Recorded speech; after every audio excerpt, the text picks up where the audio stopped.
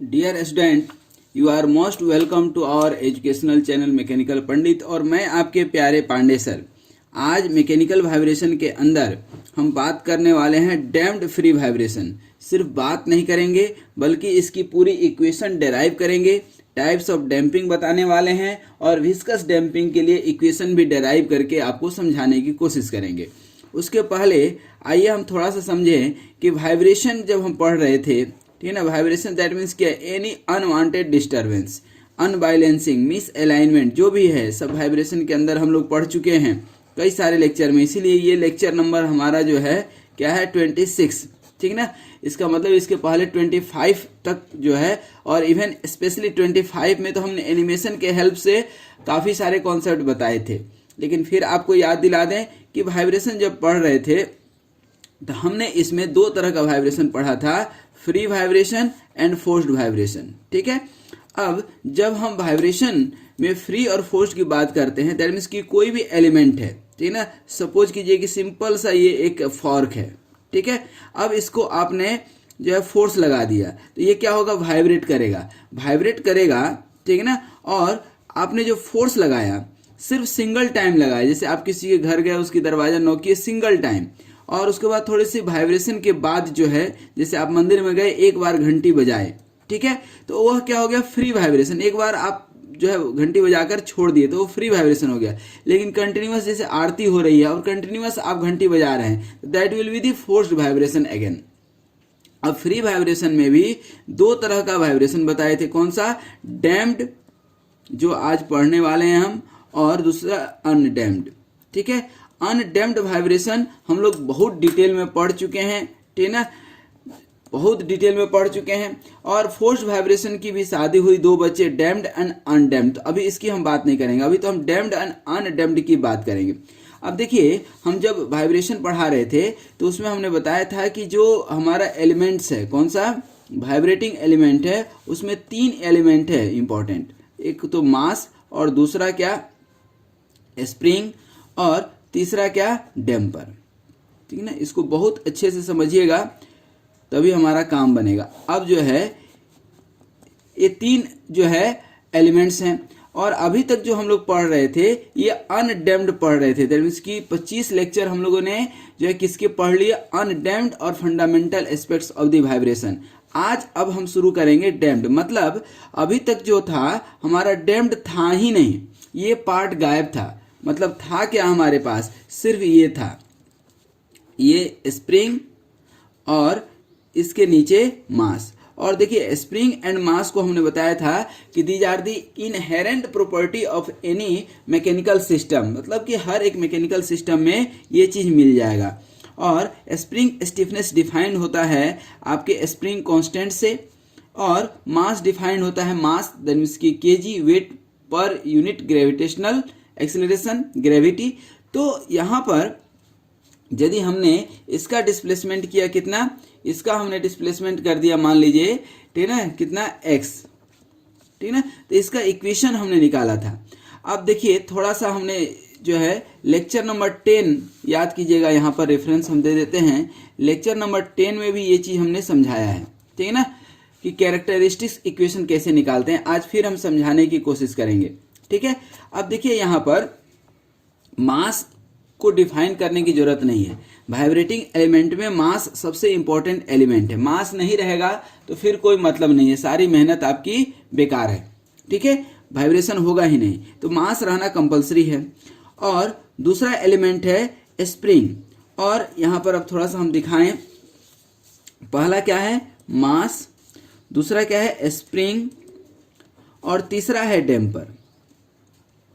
तीसरा क्या है, डैम्पर, ठीक ना। अब ये तीनों आपके सामने है, ध्यान दीजिए, ठीक ना, तीनों क्या है, आपके सामने है। मास तो अपने जगह पर m लिखते हैं।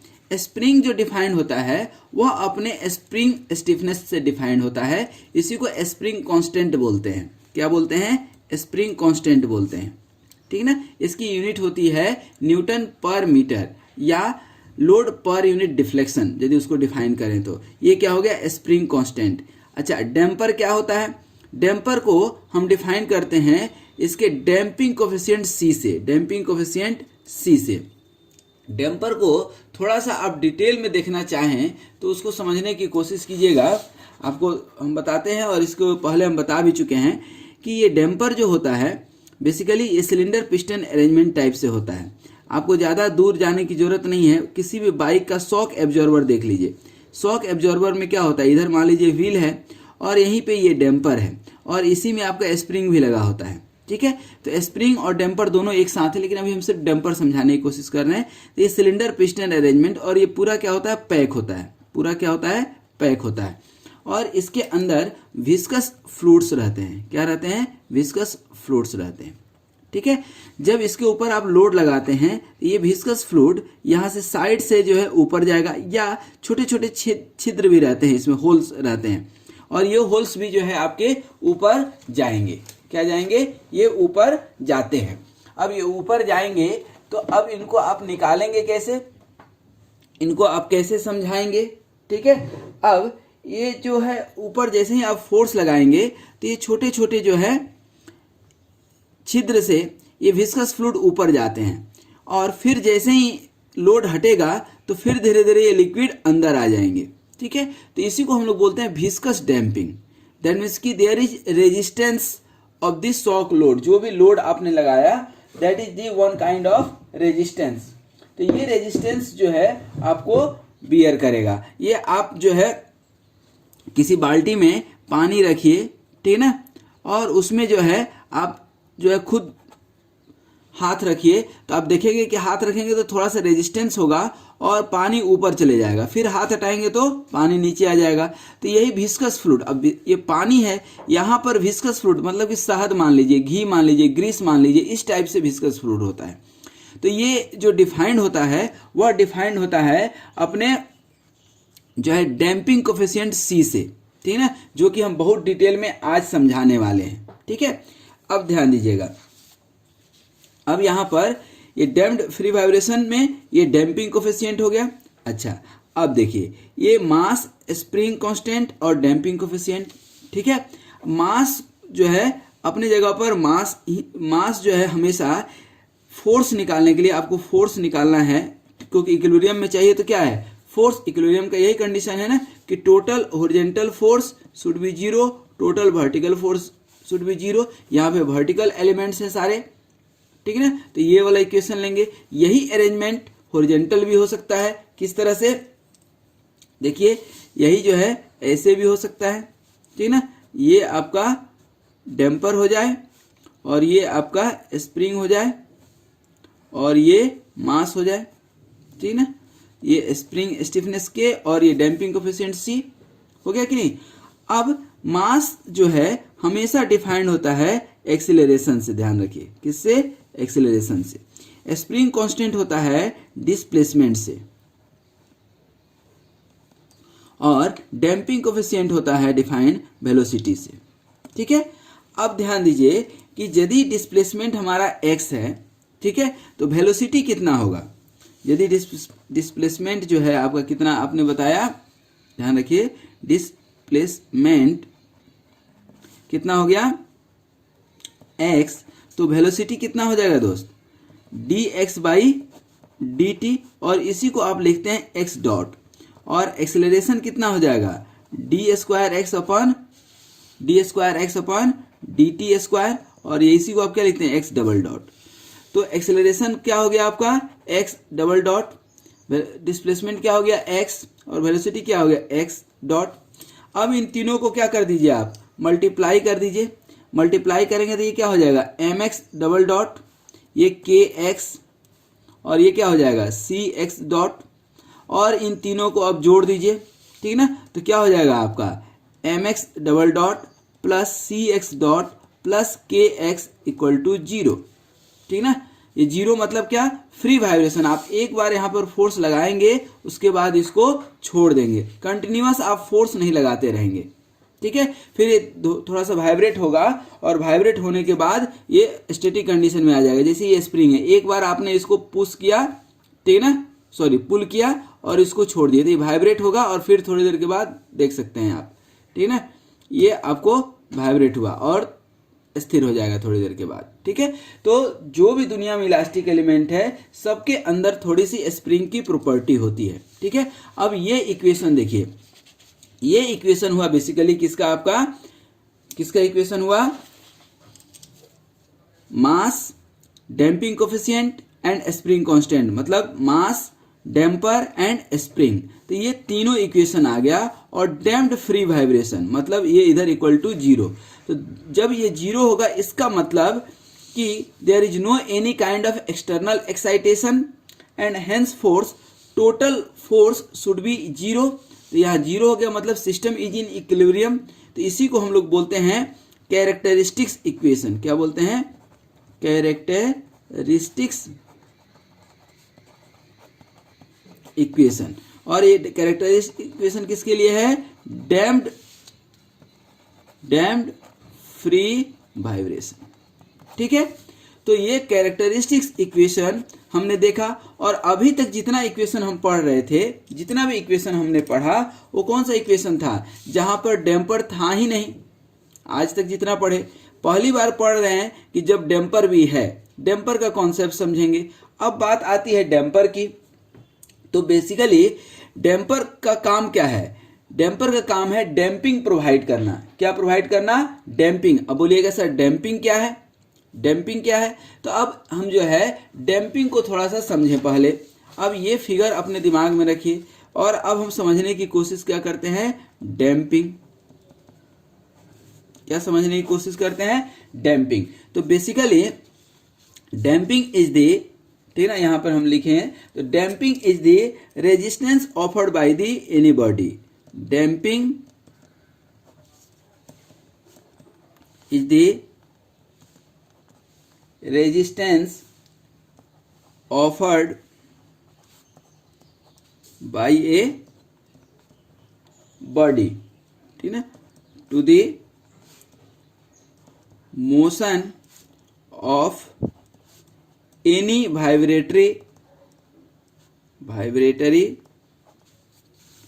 Vibratory system. ठीक है, तो डैम्पिंग का फेनोमेना जो आपने देखा, तो डैम्पिंग है क्या, तो ये आपका डैम्पर हो गया जो अभी हम कॉन्सेप्ट बता रहे थे। ठीक है, अब ये जो है पूरा पैक होता है, ध्यान रखिएगा, ये जो है पूरा का पूरा पैक रहेगा। ठीक है ना, हमने आपको दी बेस्ट एग्जांपल दे दिया शॉक एब्जॉर्बर। ठीक है ना, अब इसके अंदर जब आप फोर्स लगाते हैं तो धीरे धीरे ऊपर जाएगा। तो basically damping is the resistance offered by, अब रेजिस्टेंस यहाँ पर विस्कस फ्लूइड तो ऑफर करता ही करता है, दूसरे भी एलिमेंट है, सॉलिड एलिमेंट है। ठीक है ना, हमेशा लिक्विड ही नहीं रहेगा। ठीक है ना, लिक्विड जैसे शहद है, पानी में आपको कम रेजिस्टेंस मिलेगा, शहद में ज्यादा रेजिस्टेंस मिलेगा। शहद खाए होंगे, शहद दुनिया का सबसे शुद्ध भोजन में से एक है, सबसे शुद्ध भोज्य पदार्थ में से एक है। उसी तरह से घी, ठीक है ना, it is again one of the purest form of the food elements. तो यहाँ पर रेजिस्टेंस में be applied by either liquid और सॉलिड, ये दोनों के थ्रू जो है आपको रेजिस्टेंस ऑफर हो सकता है। इंटरनली भी हो सकता है, एक्सटर्नली भी हो सकता है। ठीक है ना, जैसे एक कोई कार चला रहे हैं, ठीक है ना, तो कार का व्हील जो है आपका चल रहा है, अब जो है नॉर्मल रोड पे चल रहा है, पानी आ गया, ठीक है ना, तो पानी में आप देखेंगे कि ज्यादा रेजिस्टेंस होगा। ठीक है ना, कहीं पे अलकतरा टार आयल गिरा हुआ है तो वहां ज्यादा रेजिस्टेंस ऑफर होगा। ठीक है ना, तो वाइब्रेटरी सिस्टम में हम देखते हैं कि बेसिकली हमारा मास, स्प्रिंग माने स्टिफनेस और damping are the main characteristics of the vibratory system. Out of this mass and springs are the inherent properties of the system, ये रहेगा ही रहेगा, ध्यान रखिएगा। अब हमारे चॉइस पे डिपेंड करता है कि ये रखना है कि नहीं रखना है। तो अभी तक तो हम लोग नहीं रखते थे, लेकिन आज जैसे कि हम डैम्प्ड फ्री वाइब्रेशन पढ़ रहे हैं तो हमें डैम्पिंग रखनी ही पड़ेगी। ठीक है ना, अब if the value of the damping is very small in the mechanical system, यदि डैम्पिंग का वैल्यू या रेजिस्टेंस बहुत नेग्लिजिबल है तो कई बार हम जो है उसको या तो इग्नोर कर देते हैं या जो है उसको कंसीडर नहीं करते हैं। ठीक है, और यदि उसमें रेजिस्टेंस में some energy is being going to be dissipated during the motion, ठीक है ना, at the start of vibratory motion the amplitude of vibration is maximum which goes on decreasing and finally lost completely with the passage of time. जैसे किसी system में, जैसे आपने यहाँ पर वाइब्रेशन बहुत तेज किया, लेकिन after passage of the time it will be, ठीक है ना। अच्छा, एम्पलीट्यूड क्या होता है, एम्पलीट्यूड भी थोड़ा सा समझ लीजिए। एम्पलीट्यूड जो है ये होता है कि कोई आपका सिस्टम है,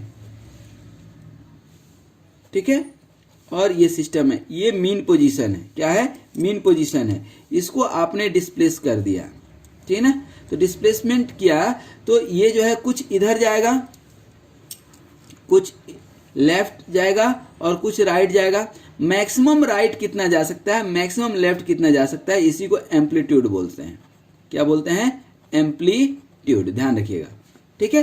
तो ये जो है एम्पलीट्यूड क्या होगा, धीरे धीरे, अब एक बार आपने इसको खींचा, उसके बाद छोड़ दिया, खींचने के बाद जब आप छोड़ेंगे, ठीक है ना, इसको जब आप छोड़ देंगे तो धीरे धीरे एम्पलीट्यूड पहले तो मैक्सिमम होगा, धीरे धीरे धीरे धीरे धीरे आकर के इक्विलिब्रियम पोजीशन पे आकर के मीन पोजीशन पे, इसको क्या बोलते हैं, मीन पोजीशन, आकर के स्थिर हो जाएगा, ठीक है ना, आकर के ये स्थिर हो जाएगा, ठीक है। तो इसी को एम्पलीट्यूड बोलते हैं, ठीक है ना। और ये स्प्रिंग का स्टिफनेस के है, इसी प्रॉपर्टी के चलते जो है ये स्थिर हुआ है। तो लिक्विड एंड सॉलिड, ठीक है ना, ये हम लोगों ने देखा। अब यहाँ जो है मेन जो है डैम्पिंग क्यों करते हैं, डैम्पिंग इसलिए करते हैं कि कोई भी मैकेनिकल सिस्टम में जब वाइब्रेशन हो तो जितना जल्दी हो सकता है उतना जल्दी हमारा सिस्टम किस में आ जाए, इक्विलिब्रियम स्टेट में आ जाए, ठीक है। अब जब डैम्पिंग की बात करते हैं तो दुनिया में सबकी शादी होती है, तो डैम्पिंग की भी शादी हुई, डैम्पिंग की भी शादी हुई, और इसके 4 बच्चे, ठीक है ना, इसके 4 बच्चे हैं। कौन कौन से, पहला है विस्कस डैम्पिंग, विस्कस डैम्पिंग याद रखिएगा क्योंकि बार बार जरूरत पड़ेगी, विस्कस डैम्पिंग। दूसरा जो बच्चा है हमारा, उसका नाम क्या है, विस्कस डैम्पिंग। दूसरा है कूलम्ब डैम्पिंग, क्या है, कूलम्ब डैम्पिंग, ठीक है। इसी को हम लोग ड्राई फ्रिक्शन डैम्पिंग भी बोलते हैं, कूलम्ब डैम्पिंग को ही क्या बोलते हैं, ड्राई फ्रिक्शन डैम्पिंग। ये पढ़ाएंगे सेपरेट वीडियो में, ध्यान रखिएगा। ये लेक्चर नंबर 26 है हमारा, लेक्चर नंबर 27 में इसको पढ़ाएंगे, ठीक है। उसके बाद हमारा थर्ड जो है आता है हमारा स्ट्रक्चरल डैम्पिंग, क्या, structural damping, structural damping.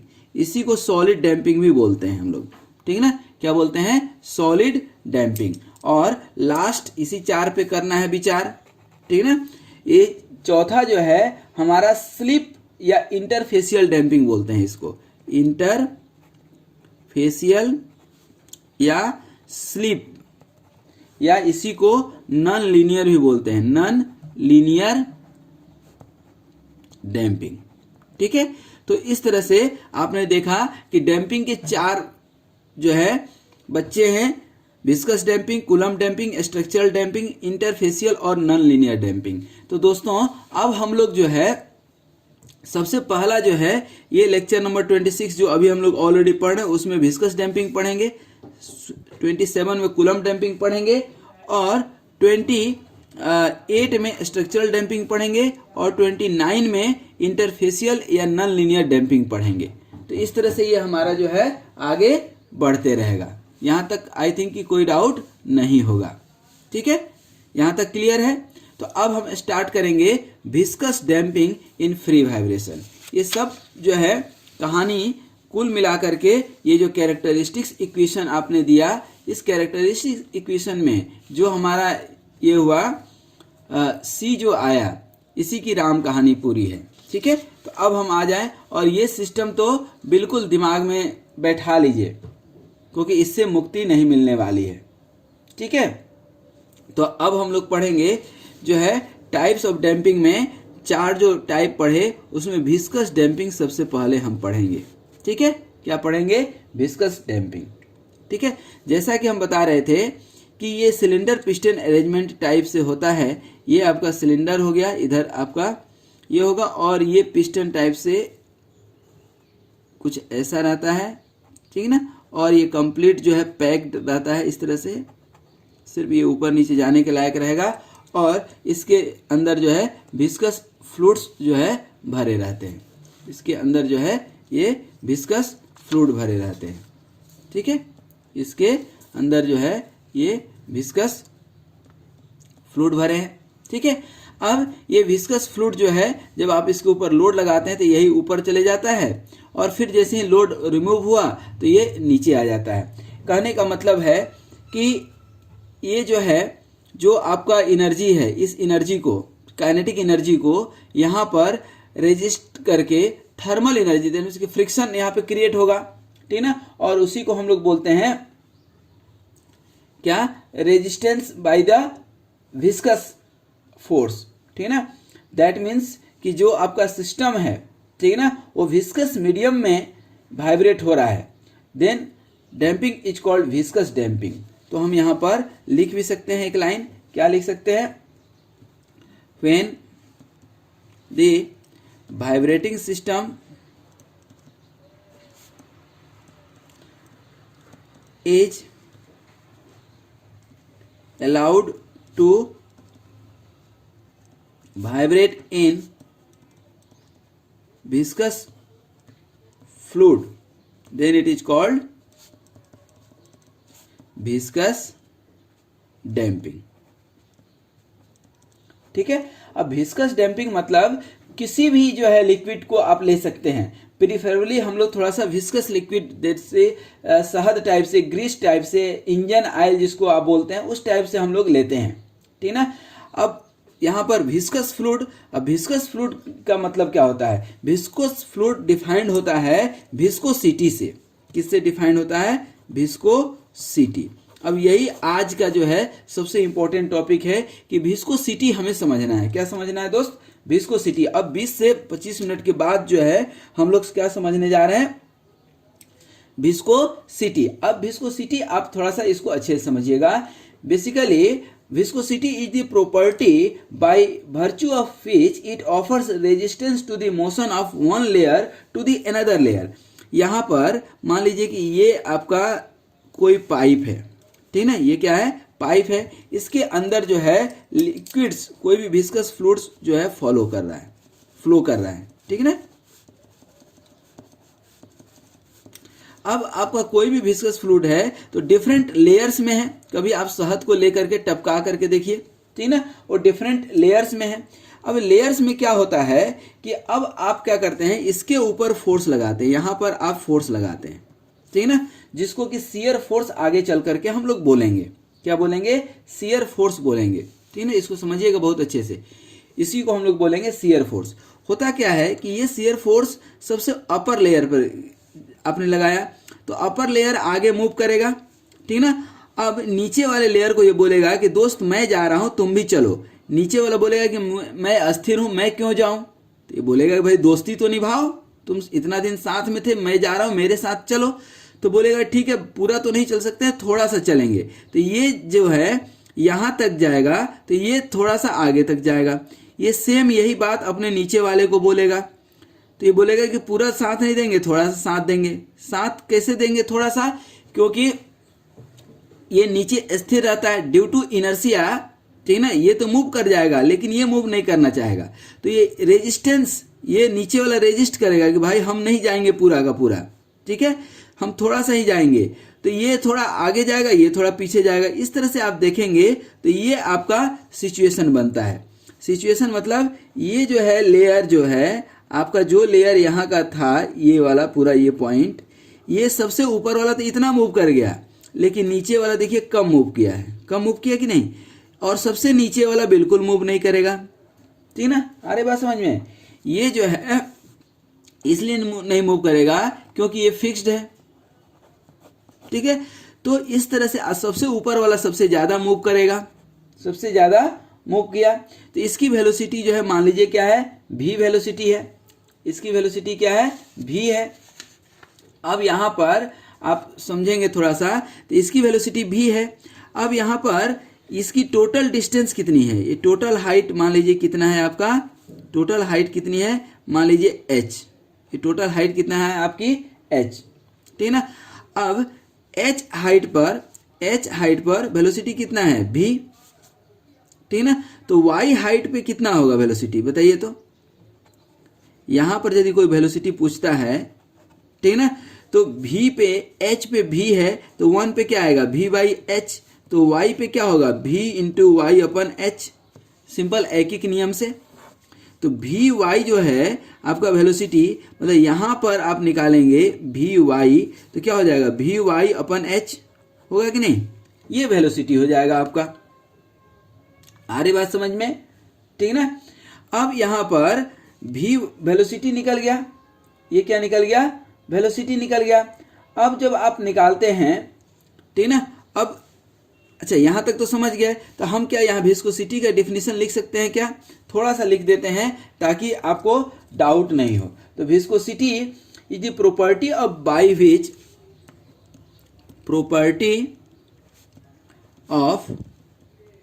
Fluid by which it offers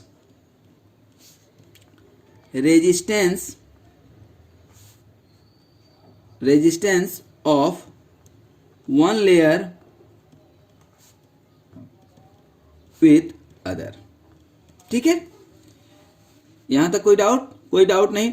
अब देखिए यहां पर अब ये फोर्स लग रहा है, फोर्स कौन सा लग रहा है, ये इस फोर्स को हम लोग बोलते हैं शियर फोर्स। क्या बोलते हैं, शियर फोर्स।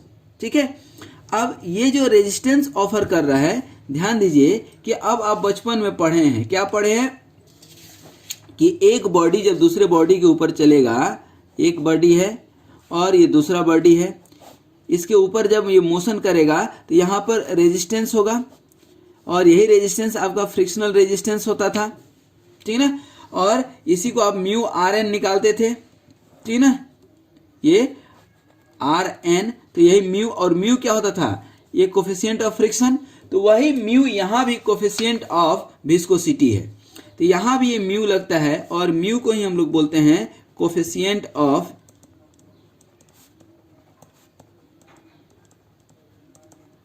क्या बोलते हैं, कोफिशिएंट ऑफ विस्कोसिटी। और ये ऊपर जो है आपको ऐसे देखने में लग रहा है, लेकिन एरिया तो कुछ होगा जिससे कि फ्लूइड फ्लो करेगा, तो एरिया मान लीजिए कि ए है। अब ए क्या हो जाएगा, एरिया ऑफ प्लेट। ऐसे यदि हम बात करें तो ये बेसिकली शियर एरिया होगा, अपर लेयर, ठीक ना, अपर लेयर, जैसे बाल्टी का सबसे ऊपर वाला लेयर, ठीक है। तो ये प्लेन होगा, यदि इसको आप देखेंगे आगे बढ़ाएंगे तो कुछ ऐसा जाएगा, ऐसा, तो इस तरह का इसको ऐसा लेयर जाएगा, ठीक है ना। तो इस लेयर का एरिया है, ठीक है। और जो है एच जो है, ये H height of the fluid या थिकनेस ऑफ द फ्लूइड, ठीक ना। पाइप रहेगा तो डायमीटर आ जाएगा पूरा का पूरा, ठीक ना। तो इसको हम क्या लिख सकते हैं, height of the fluid film, height of fluid film, ठीक ना, height of the fluid film.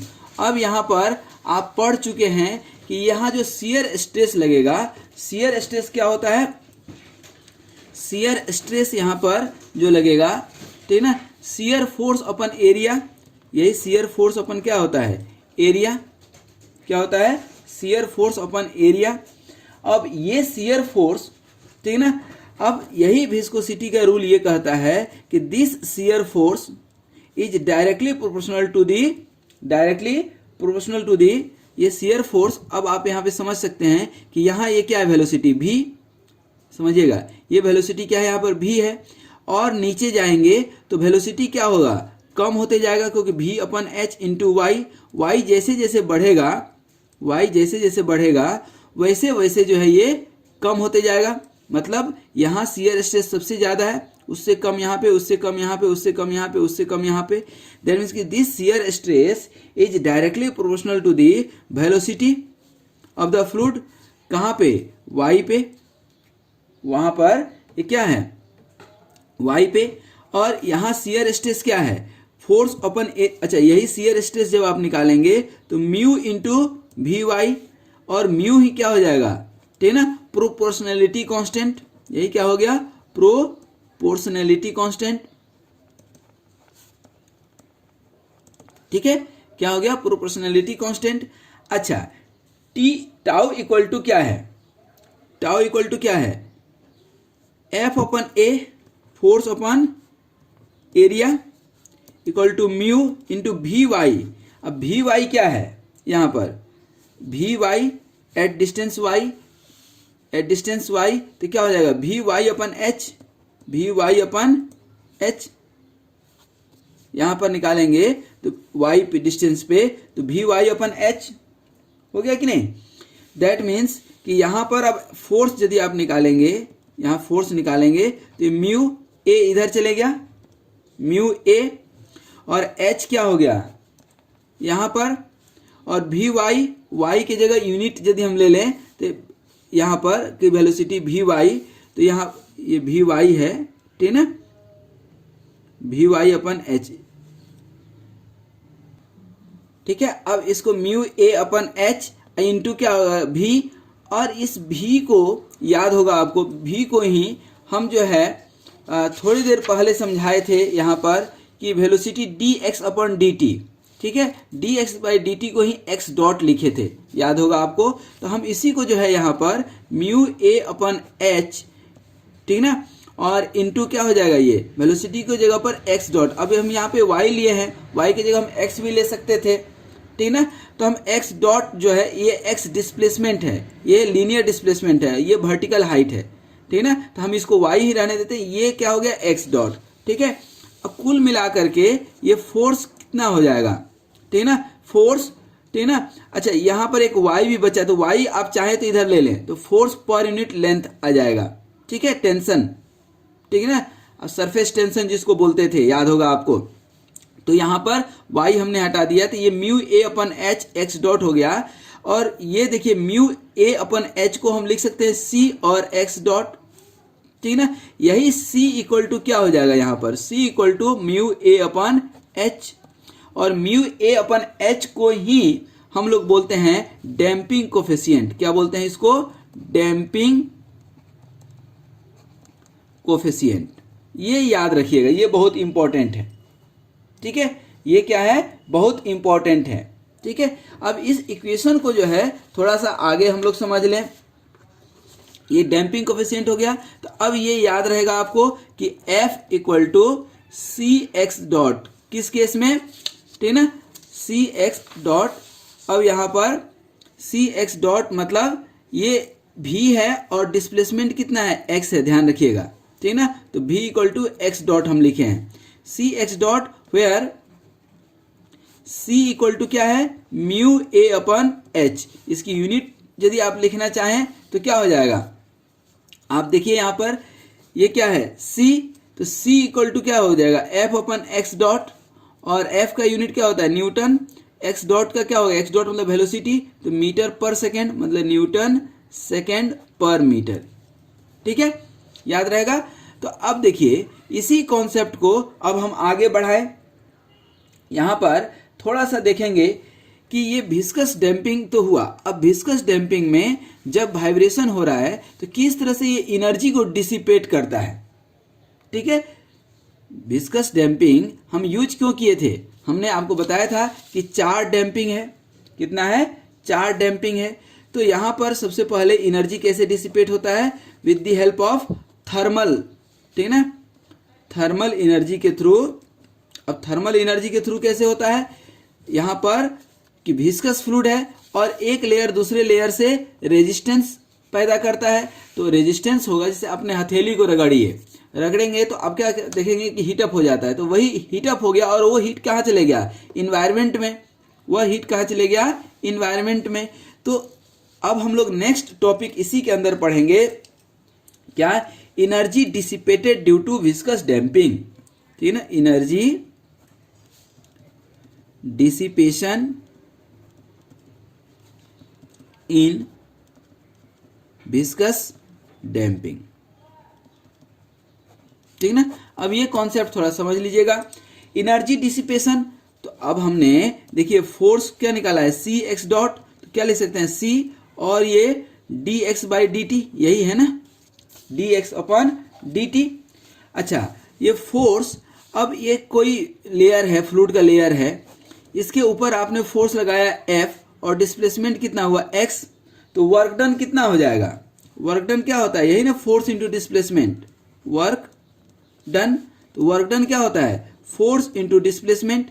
Displacement क्या है? यहाँ पर एक स्मॉल डिस्प्लेसमेंट मान लीजिए, तो क्या हो जाएगा? Force into displacement F D x, यही होगा ना, एफ डी एक्स।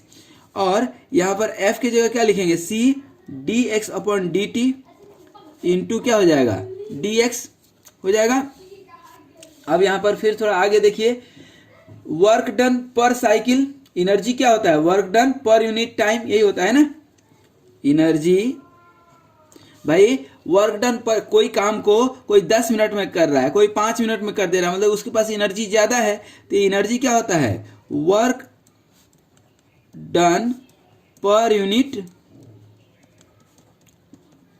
टाइम, मतलब F D X upon D T, यही होगा ना। तो यहां पर हम निकालेंगे, तो एफ के जगह पर ये वर्क डन यही है ना आपका एफ डी एक्स, तो यहां पर क्या हो जाएगा? C D X upon D T और D X upon D T, यही हो गया कि नहीं?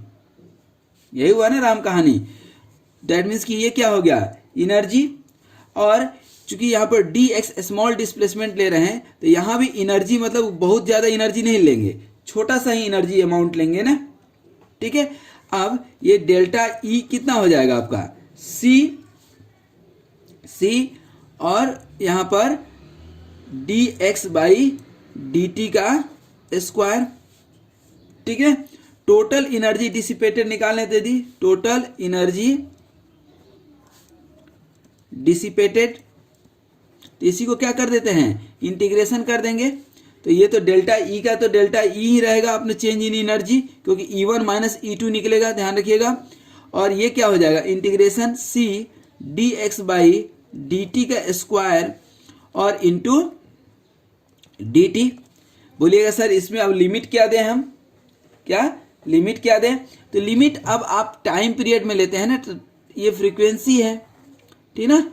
साइकिल यहां से कंप्लीट होने में, यहां तक आने में कितना टाइम लगेगा? टी टाइम पीरियड मान लीजिए, ठीक ना। और टाइम पीरियड क्या होता है? 2 पाई अपन ओमेगा, क्योंकि यहां से ये तो 0 है, ये पूरा यहां तक आ जाएंगे तो क्या हो जाएगा? 2 पाई। तो 2 पाई अपन ओमेगा हो जाएगा कि नहीं? तो 2 पाई बाई ओमेगा ये निकल गया आपका। तो ये 0 से क्या हो जाएगा?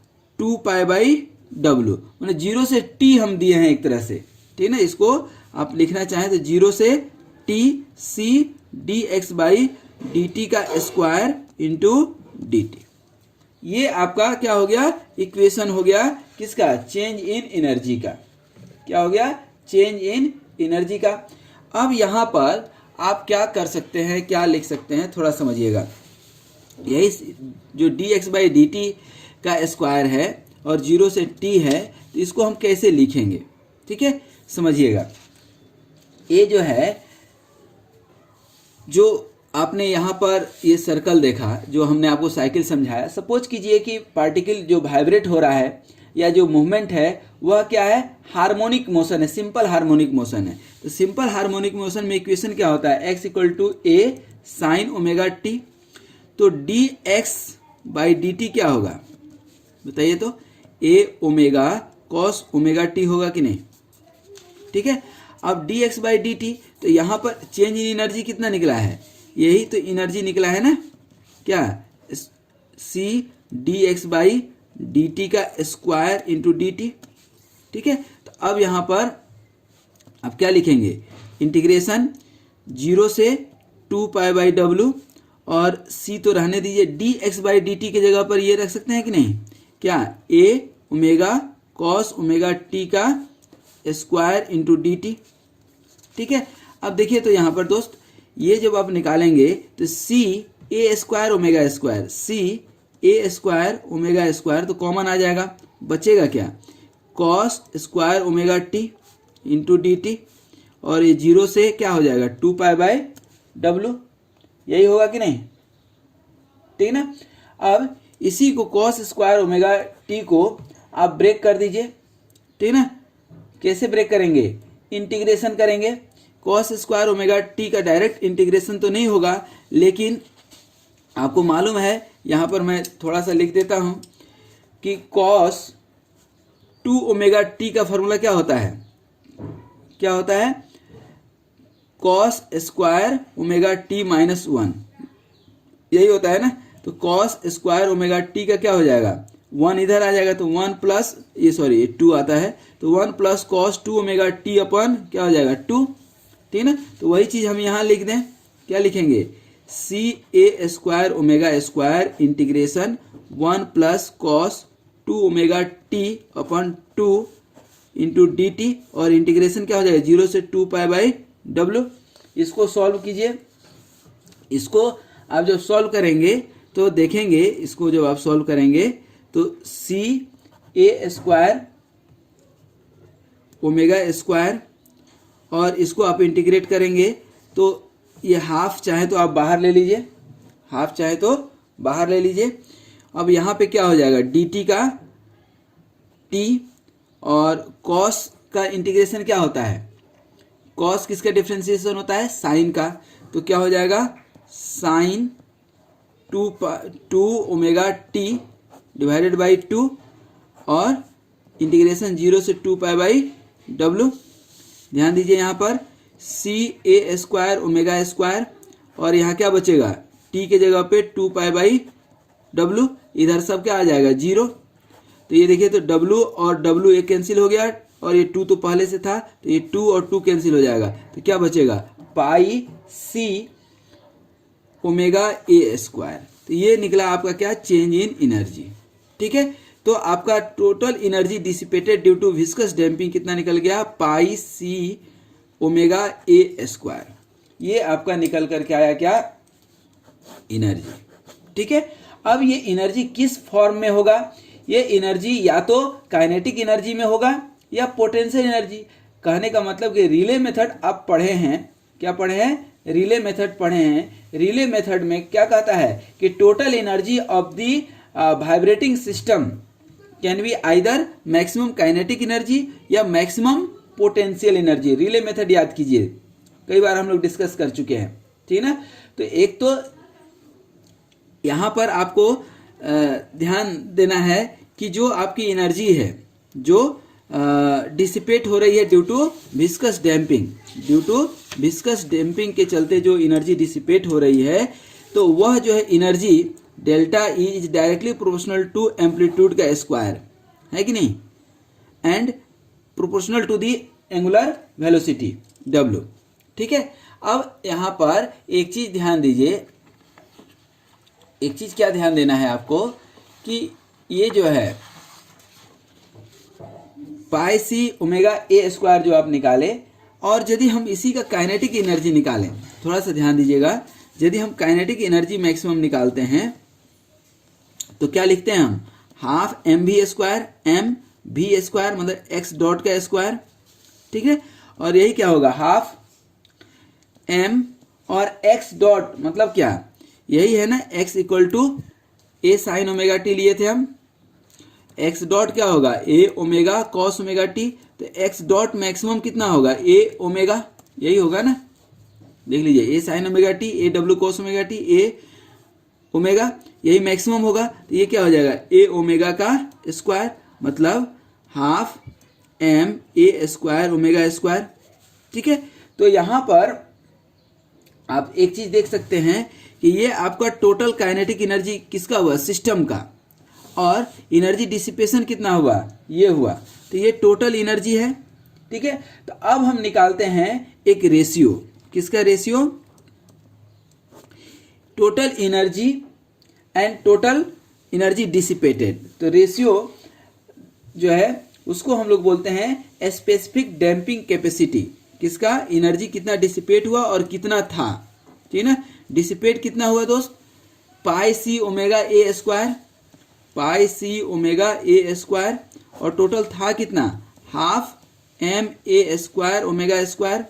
देखिए तो ये ए स्क्वायर कैंसिल हो गया, ओमेगा से ओमेगा, तो अब बचेगा कितना, ये रेशियो, ये 2 ऊपर चले जाएगा, तो 2 पाई सी अपन एम ओमेगा, और इसको इंडिकेट करते हैं हम लोग बीटा से, किससे इंडिकेट करते हैं, बीटा से, और इसको हम लोग बोलते हैं डैम्पिंग कैपेसिटी। क्या बोलते हैं? Specific damping capacity. Beta is called specific damping capacity.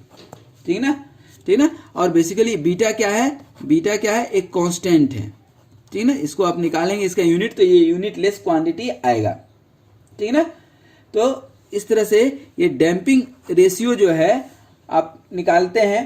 ठीक ना। इसी को स्पेसिफिक डैम्पिंग कैपेसिटी या स्पेसिफिक डैम्पिंग रेशियो बोलते हैं। ठीक ना। Specific damping ratio. ठीक ना। Beta is also called specific damping ratio.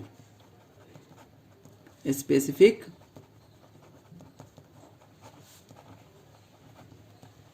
ठीक ना। क्या कहते हैं इसको? Specific damping ratio. अब बेसिकली ये कॉन्सेप्ट जो अभी हमने बताया ये यूज कहाँ होता है? तो ये जो है यूज होता है, याद रखिएगा, this is used in vibratory equipments. Vibratory equipments मतलब वाइब्रेशन मेजर करने के जो भी इक्विपमेंट्स होते हैं उसमें यूज होते हैं, क्योंकि उस मटेरियल की जो है हम डैम्पिंग कैपेसिटी निकालते हैं। ये मटेरियल की डैम्पिंग कैपेसिटी है। ठीक है। तो अब मैं उम्मीद करता हूं कि ये जाकर के यहां पर अपना जो है कंप्लीट हुआ है। तो ये जो कंप्लीट हुआ है, अब इसको 2 मिनट में, अब इतना टाइम दे ही दिए तो मुश्किल से 2 मिनट लगेगा, इसको फिर से एक बार हम लोग रिवीजन कर लें। ठीक है। सबसे पहले हमने आपको डैम्प्ड फ्री वाइब्रेशन का कॉन्सेप्ट समझाया था कि वाइब्रेशन 2 तरह का, फ्री एंड फोर्स्ड। इसको हमने हॉरिजॉन्टल वर्टिकल दोनों सेम है, ये हमने आपको बता दिया पैरामीटर कि ये मास जो है आपका एक्सेलरेशन के साथ और ये फोर्स निकल गया, ये डिस्प्लेसमेंट के साथ जाएगा। स्प्रिंग कांस्टेंट, स्प्रिंग स्टिफनेस से डिफाइंड होगा, डिस्प्लेसमेंट से रिलेटेड होता है, और के एक्स आपका फोर्स निकला, और यहाँ पर डैम्पर, और ये कैरेक्टरिस्टिक्स इक्वेशन निकल गया था हमारा। ठीक है।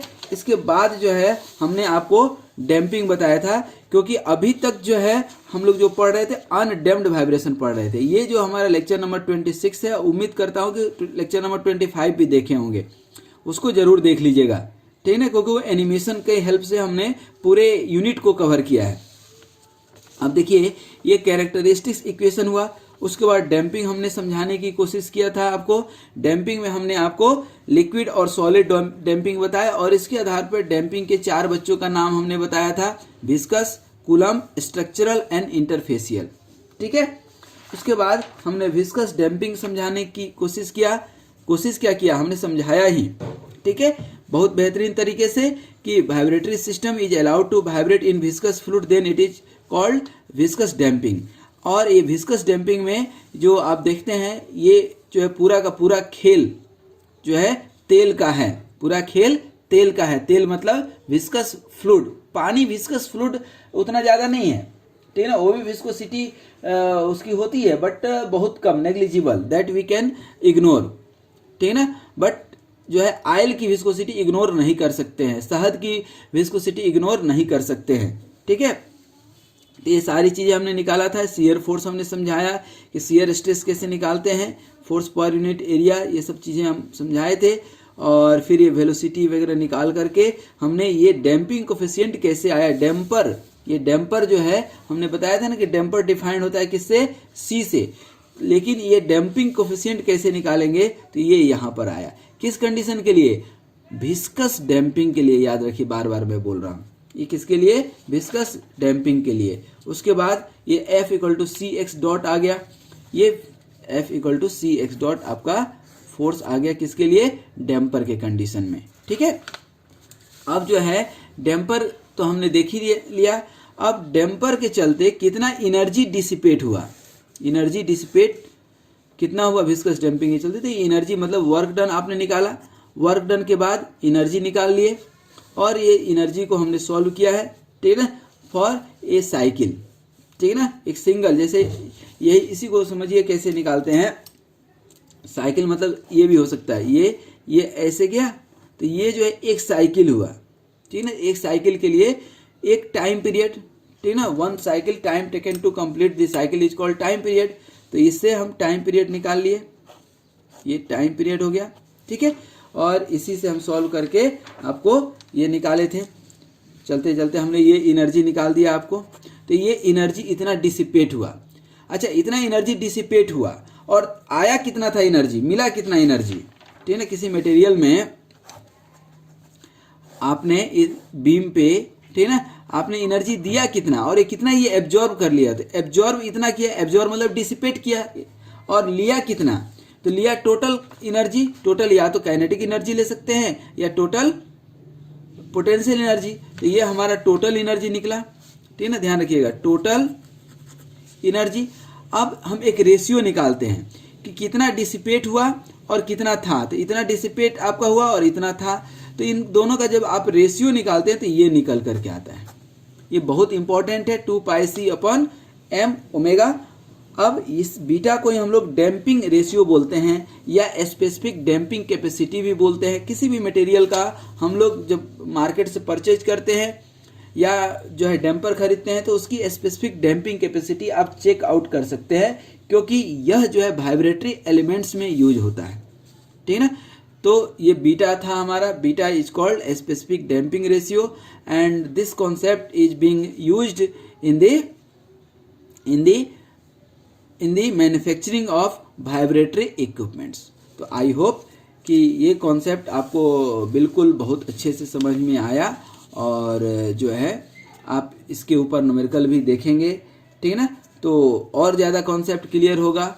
और इसी उम्मीद के साथ कि फिर हम लोग एक नए कॉन्सेप्ट के साथ जो है मिलेंगे। तब तक के लिए आपको बहुत बहुत धन्यवाद एंड आपसे ये रिक्वेस्ट है कि थोड़ा सा इस चैनल को प्रमोट करने की कोशिश कीजिए, ठीक है ना। और लाइक शेयर करना तो आप कभी नहीं भूलते हैं, इसके लिए आपको एडवांस में धन्यवाद। स्वस्थ रहिए, मस्त रहिए और हमेशा मुस्कुराते रहिए। धन्यवाद।